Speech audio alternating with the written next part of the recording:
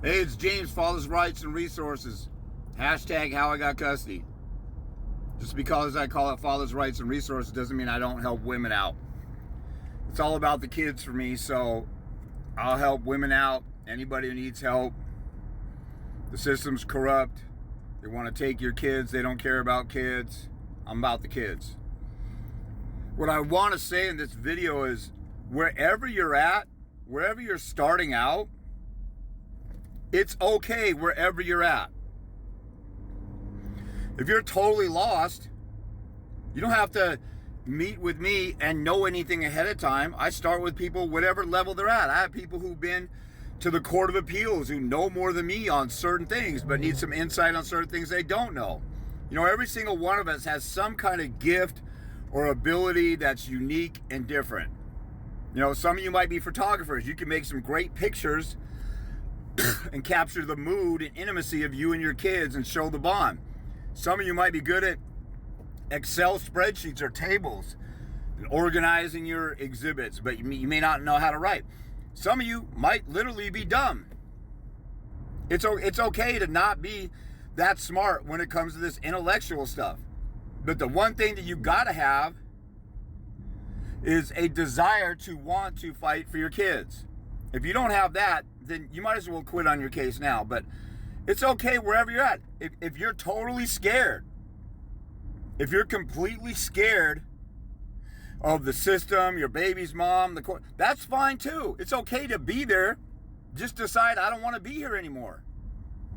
People don't need to have all their stuff together in order to call me. Now, there's some things that you need to have together, like you need to have your actual paperwork. You need to actually know what your visitation schedule. I've had people call me and I say, well, what's your visitation schedule? Like, I don't know. I need to look at the court order. Like, how do you not know what your court order says is your rights to your kids? If you are retarded, have someone read it to you. See, there's some things that people struggle with. It's directly related to your desire to actually care about your kids. If you care about your kids, you'll find a way to do some certain basic things. But if you're not that smart when it comes to doing paperwork and putting stuff together, I can work with you. If you don't know what you're doing, I can work with you. If you're totally lost, if you're scared, intimidated of the court system, it's okay to come to me wherever you're at. Wherever you're at, that's fine. I was totally lost. I didn't know what I was doing. I committed some major screw-ups and wasted a whole bunch of time, but that's the beautiful thing about it.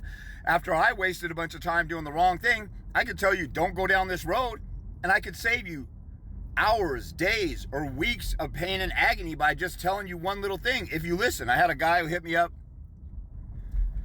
and he said, you know, I got totally creamed in court, or I lost. I didn't listen to anything you said. You know, when it comes down to that, there's not much I can do after that. We could try and fix what you didn't do. But think about this. If you don't do anything right in life, study for a test, go on a diet, prepare for the job interview, afterward, when it's said and done, it's way harder to go back and fix the problem you created by being dumb or stupid or not listening to sound advice from somebody who's been through it. That's being lazy and shiftless, or you're on drugs. Or if you're on drugs or got an alcohol problem, I've worked with people who are on drugs. One time I actually worked with a guy who had a sex offense. It was a non-violent offense against a younger teenager. But he came to my office, and the reason why I was willing to help him out is because his extended family wanted a relationship with that kid, and that kid had a right to be around those other people. And the guy owned his stuff. He paid the price for it. I'm not justifying or anything, but I'm just telling you, I'll work with anybody if it's for a good reason. In that case, it was a good reason that his extended family wasn't having any relationship with the kid. And the baby's mom knew him after his sex offense, so she had a kid with him anyway.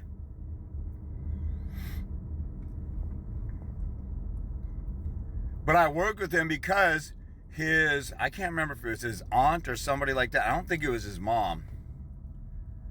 But somebody who was like, we always have somebody around him. He has court ordered. The visitation that he has to be supervised. And the mom was making it hell for everybody to, or for him to comply with the order. So nobody of the extended family could see the kid. And I think it was like a scenario where that was the only grandkid on both sides of the family. So, you know, there was, that was like the only child of that age, and you know, everybody in the family's in love with a you know, a baby or a young kid like that. But the mom was being a vindictive weirdo toward the rest of the extended family. So, you know, and I understand, like, I've been a junk food junkie or fast food junkie before. I've had bouts where I ate really clean. I've had bouts where I didn't. And I understand, just from like eating food and being addicted to sugar and stuff, I can't imagine what it's like to be addicted to alcohol or drugs. So I won't shun or turn anybody down that has a sincere desire to be in their kid's life. Especially if that other parent decided to create a kid with you after they knew that you had all these problems. You know, I've had people who couldn't speak English very well go into court, and we put paperwork together for them. And they went into court and said, "Your Honor, my paperwork speaks for itself. Did you have a chance to read my paperwork?" And the judge read the paperwork, and the guy barely had to talk. And English was his second language. So, if I have guys who could barely talk go to court and do well without an attorney, it doesn't matter that you're dumb or low IQ, or even if you have a learning disability. That person, one of your biggest arguments is, despite these problems I have, this person found me a great person or a great candidate to have kids with. Why would she not want me to have time with the kids now? There's all kinds of simple arguments. And if you got a support group, and if you're a dad who's got a new girlfriend or a new wife, or, you know, aunts, uncles, or whatever, who are willing to work with you and help you, that's a huge asset you got on your side. And resource.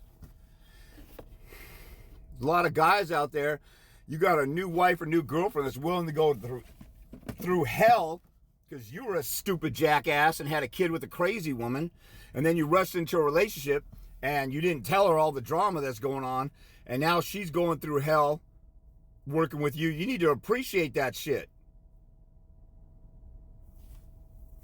That woman's trying to help save your life with your kid that you screwed up, likely. Most people that did this, like I screwed up because I had a kid with a crazy woman. After that, it was all the mother's fault. And she did evil stuff. But I had to pay the consequence for it. You know, we got friends who warn us. I had warnings about that chick. And she wasn't even that bad. She was a, you know, high-functioning narcissist. She used to watch kids in the church that we went to, so she really had a thing for kids. She just doesn't want to see our kid, which is crazy. And then she had a traumatic experience when she was younger, like most women, and that turns them into psychos, and they don't deal with that trauma. So they turn around and you know, and keep the curse going to the next baby's dad or whatever. If you got a woman who's willing to support and help you, then stop being a dumbass, and you better appreciate her and make her feel appreciated for the hell that you're putting it through. Don't be a sociopathic bitch and act like she's in on it with you. You're lucky that she came on board despite the drama you got, or maybe with the drama hit later. You're lucky she's still in there. You got a loyal woman in there. You better appreciate her. I see too many dads just chugging along and fighting along, and I see this woman with a sad countenance on her face because she's trying to help him. And sometimes these women aren't afraid of your baby's mom, but you're a bitch-ass coward and you won't do anything, and she's trying to light a fire under your ass, but you won't do it. You better appreciate that stuff. If you can't appreciate that, then you're a horrible boyfriend or partner. So don't ever be with another woman again if that woman leaves you. But you need to appreciate that stuff. And you're outnumbered on the other side 2-1. Even if the other side has an attorney, it's 2-1 people. You got that lady willing to and available to be a witness for you. So it doesn't matter where you're at. I can help you where you're at. Don't worry about where you're at. Worry about, I want to decide to fight.